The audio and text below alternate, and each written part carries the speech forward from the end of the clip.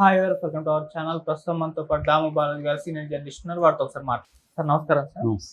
Sir, Mumbai నటి జత్వాని వేధింపుల కేసులో రీసెంట్ గా ఒక కీలక పరిణామం చోటు చేసుకుంది. ఐపీఎస్ అధికారి సీతారామాంజనేయులు అరెస్ట్ అవ్వడం జరిగింది సార్. అయితే ఇతను ఇప్పుడు చాలా విచిత్రంగా బిహేవ్ చేస్తున్నారు అంటున్నారు. అంటే ముందస్తు బెయిల్కి వెళ్ళలేదు, బెయిల్ అప్లై చేసుకోలేదు, జైలుకి వెళ్ళిన తర్వాత జైల్లో కూడా పూజలు చేస్తున్నట్టుగా బయటకైతే వార్తలు వస్తున్నాయి. ఇతను ఈ విధంగా ఎందుకు విచిత్రంగా బిహేవ్ చేస్తున్నారు? దీనికి ఏమైనా కారణం ఉందా సార్? అంటే పోలీసులు ఎక్కువగా ముఖ్యంగా క్రిమినల్ తో డీల్ చేసే పోలీసులు, ఇటు మావోయిస్టులు నక్సలైట్లతో కానీ లేకపోతే క్రిమినల్ గ్యాంగ్స్తో కానీ డీల్ చేసే పోలీసులు ఎక్కువగా వైలెన్స్కి అలవాటు అవుతారు. వీళ్ళు వాళ్ళని తీసుకొచ్చి టార్చర్ చేయడం కావచ్చు, చిత్రహింసలు పెట్టడం, దాంతోపాటు అక్రమంగా చంపడం, ఫేక్ ఎన్కౌంటర్లు చంపడం, ఇదంతా వాళ్ళకి మెంటల్గా కూడా చాలా స్ట్రెయిన్ క్రియేట్ అవుతుంది. సో దాన్ని ఎలా డీల్ చేస్తాడు అనేది ఒక సైకలాజికల్ ఆస్పెక్ట్. మామూలుగా వెస్ట్రన్ కంట్రీస్లో అయితే వీళ్ళు సైకలాజికల్గా కౌన్సిలింగ్ తీసుకుంటారు. ప్రతి పోలీస్ డిపార్ట్మెంట్లో ఒక సైకాలజిస్ట్ని కూడా పెడతారనమాట. మనం చాలా హాలీవుడ్ సినిమాల్లో, వెబ్ సిరీస్లో ఈ సైకాలజిస్టులతో చూస్తుంటాం. వాళ్ళు వీళ్ళకి కౌన్సిలింగ్లు ఇచ్చి దాన్ని ఆ పెయిన్ ఏదైతే ఉంటుందో క్రైమ్తో డీల్ చేయడం వల్ల వచ్చే టెన్షను, పెయిన్, డిప్రెషను అవన్నీ ఉంటాయి కదా, దాన్ని వీళ్ళు తగ్గించడానికి సైకాలజిస్టులు ట్రై చేస్తుంటారు. ఇక్కడ వేరు అనమాట. ఇతన్ని ఒక ఇంట్రెస్టింగ్ పోలీస్ ఆఫీసర్ అయిన పిఎస్ఆర్ ఆంజనేయులు అంటారు. ఈయన్ని పి సీతారామాంజనేయులు పూర్తి పేరు. ఈయన ప్రజెంట్ జైల్లో ఉన్నాడు, విజయవాడ డిస్ట్రిక్ట్ జైల్లో ఉన్నాడు ఆయన. ఈయన ఇప్పుడు వార్తల్లో ఎక్కడానికి ప్రధాన కారణం ఏంటంటే ఈయన 2 కేసుల్లో ముద్దాయిగా ఉన్నాడు. ఒకటేమో రఘురామకృష్ణరాజుని టార్చర్ పెట్టిన కేసుల్లో ఈయన A2గా ఉన్నాడు, అక్యూజ్ నెంబర్ 2గా ఉన్నాడు. ఇక్కడ దాంట్లో ఇంకా ఈయన అరెస్ట్ చేయలేదు. ఇది కాదంబరి జత్వాని, మనకు తెలుసు, మనం అనేకసార్లు చెప్పుకున్నాం. Kadambari Jethwani Mumbai based heroine. ఆమె గతంలో వైసీపీ అధికారం ఉన్నప్పుడు ఆమె ఒక అతన్ని అక్కడ జిందాల్ అనే అతన్ని సజ్జన్ జిందాల్ని మోసం చేసింది. ఆ సజ్జన్ జిందాల్ జగన్కి చెప్పాడు ఈమె మీద కేసు పెట్టమని. సో జగన్ ఆమె మీద ఒక కేసు పెట్టి ఆమెను వాళ్ళ అమ్మా నాన్నను తీసుకొచ్చి 40 రోజులు జైల్లో ఉంచారు, టార్చర్ పెట్టారు అనేది కంప్లైంట్.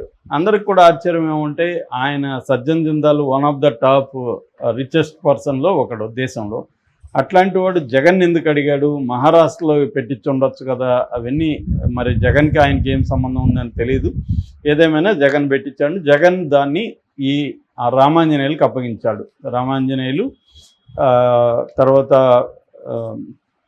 విశాల్ గున్ని, క్రాంతి రాణా టాటా ఎవరంటే విజయవాడ కమిషనర్గా ఉన్నాడు, కమిషనర్ ఆఫ్ పోలీస్, సిపిగా ఉన్నాడు ఆ టైంలో. విశాల్ గున్ని ఏమో డిప్యూటీ కమిషనర్గా ఉన్నాడు. సో వీళ్ళకి అప్పగించారు. అంటే ఈయనేమో సీతారామాంజనేయులేమో ఆ టైంలో ఇంటెలిజెన్స్ ఐజీగా ఉన్నాడు. డీజీ అంటారు, director general of intelligence, SIB. So ఇంటెలిజెన్స్కి ఆయన డీజీగా ఉంటున్నాడు. ఆయనకి అప్పగిస్తే ఆయన కమిషనర్తో మాట్లాడి ఈ ఇబ్రహీంపట్నంలో ల్యాండ్ కోసము కుక్కల విద్యాసాగర్ అని అతన్ని ట్రాప్ చేసి అతని దగ్గర ఫోర్జరీ చేసి రాయించుకున్నది అనేది కేసు పెట్టారు. కేసు పెట్టి అమ్మాయిని తీసుకొచ్చి జైలు వేశారు. ఈ క్రమంలో వీళ్ళు ప్రొసీజర్ని ఫాలో కావాలి. మామూలుగా స్టాండర్డ్ ఆపరేటింగ్ ప్రొసీజర్ అని ఉంటుంది, ఎస్ఓపి అంటారు. ఈ స్టాండర్డ్ ఆపరేటింగ్ ప్రొసీజర్ని వీళ్ళు ఫాలో కాలేదు.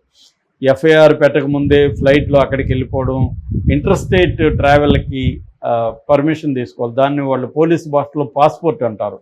ఆ పాస్పోర్ట్ అనేది ఏమీ లేదు, వెళ్ళిపోయారు. ఆమెని అక్కడ మహారాష్ట్ర పోలీసులతో కూడా మాట్లాడకుండా వాళ్ళని తీసుకొచ్చేసారు. Proper procedure operating procedure follow కాకుండా ఆమెని ఇబ్బంది పెట్టి ఒక ప్రైవేట్ గెస్ట్ హౌస్లో టార్చర్ పెట్టి చేశారనేది ఇప్పుడు అభియోగం.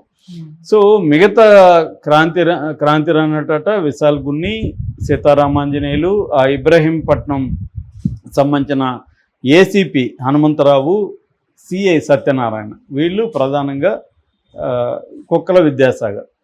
సో వీళ్ళు ప్రధానంగా దీంట్లో ముద్దాయిలు. ఆల్రెడీ కుక్కల విద్యాసాగర్ అరెస్ట్ అయ్యాడు, బెయిల్ మీద బయటకు వచ్చాడు. క్రాంతి రాణా టాటా, విశాల్ గున్ని ముందస్తు బెయిల్ తెచ్చుకున్నారు. కానీ ఈయన మాత్రం బెయిల్ తెచ్చుకోవాలి. ఈ కేసులో ఇన్వాల్వ్ అయిన వాళ్ళందరూ బెయిల్ తెచ్చుకున్నారు. ఈయన అసలు బెయిల్కి అప్లైయే చేయలే. ఎందుకు చేయలేదు అనేది ఒక విచిత్రం. రెండోది మొన్న అరెస్ట్ అయ్యాడు. అరెస్ట్ అయినాకన్నా కోర్టులో అడ్వకేట్ని పెట్టుకోవచ్చు కదా, పెట్టుకోలేదు. ఈయన వాదించాడు. పోనీ అరెస్ట్ అయినా కన్నా బెయిల్ అప్లై చేయాలి కదా, అప్లై చేయలే. అందుకని విచిత్రంగా అనిపిస్తుంది ఈయన కేసు. ఈ రెండోది ఏంటంటే ఈయన ఇక్కడ బేగంపేట వాళ్ళ బంధువుల ఇంట్లో పట్టుకున్నారు. ఆ తర్వాత ఈయన మైనాబాద్లో ఉంటారు, అక్కడికి తీసుకెళ్లారు. అక్కడ డాక్యుమెంట్స్ ఏవో తీసుకొని వెళ్ళారు. అప్పుడు ఈయన సిఐడి వాళ్ళతో ఏమన్నారంటే, మీరు వస్తారని నాకు వారం ముందే తెలుసు అన్నాడు. అంటే ఈయనకి ఇన్ఫర్మేషన్ ఉంది, ఇంటెలిజెన్స్ గై కాబట్టి ఈయనకి ఇప్పటికి కూడా ఆయన మనుషులు చాలామంది ఉంటారు. ఆయనకి ముందుగానే తెలిసినప్పుడు ఎవరైనా ఏం చేస్తారు, బెయిల్ తెచ్చుకుంటారు, ముందస్తు బెయిల్ కనీసం అప్లై చేస్తారు. ఈయన అప్లై చేయలేదు. ఎందుకు చేయలేదని అడిగితే, నేను జైల్లో కొద్ది రోజులు ఉందాం అనుకున్నాను అని చెప్తున్నాడు ఆయన. జైల్లో లైఫ్ ఎలా ఉంటుందో చూద్దాం అనుకున్నాను. ఇది విచిత్రంగా ఉంది. జైల్లో లైఫ్ చూడడం కోసం బెయిల్ వద్దనుకుంటారా ఎవరైనా అనిపిస్తుంది.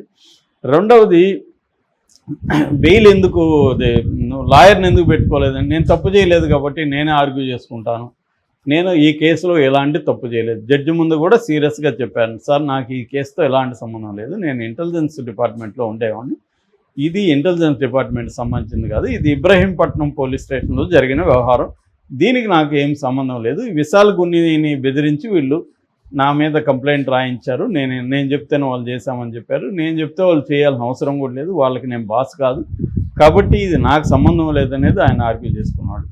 నేను నేరం చేయలేదు కాబట్టి నేను బెయిల్కి అప్లై చేయట్లేదు, బెయిల్కి అప్లై చేస్తే నేను నేరం చేసినట్టు అవుతాను, అందుకని చెప్పాడు. రెండవ విషయం, ఇతను పూజ సామాగ్రి సెల్లోకి తీసుకెళ్తానని జైలు అధికారులను అడిగారు. మామూలుగా జైల్లో పూజ సామాగ్రిలు ఇవి అలో చేయరు.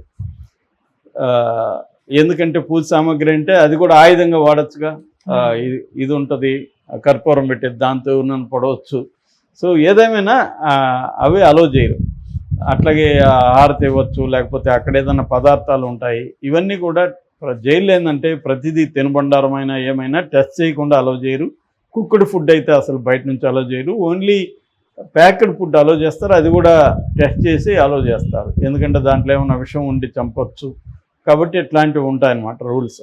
కానీ ఇప్పుడు ఇతనికి అయితే ఫైనల్గా అలో చేశారు. డిఐజీతో మాట్లాడారు, డిఐజీ వాళ్ళ పై అధికారులతో మాట్లాడారు, మేబీ అనితనే ఏమన్నా అడిగారో లేదు తెలియదు, కానీ మొత్తానికి పర్మిషన్ ఇచ్చారు. ఎందుకంటే కొంత ప్రత్యేక పరిస్థితుల్లో పర్మిషన్లు ఇస్తారు, లేదంటే మేజిస్ట్రేట్ పర్మిషన్ తీసుకుంటారు. కవిత కూడా మేజిస్ట్రేట్ పర్మిషన్ తీసుకుని రుద్రాక్షలు అవి అలో చేయమని చెప్పింది, ఎందుకంటే ఆమె ధ్యానం చేయడానికి రుద్రాక్షలు కావాలి అని. జైళ్ళల్లో చాలామంది ఏం చేస్తారంటే పూజలు ధ్యానాలు చేస్తుంటారు, ఎందుకంటే వాళ్ళకి త్వరగా బయటికి రావాలని అవన్నీ.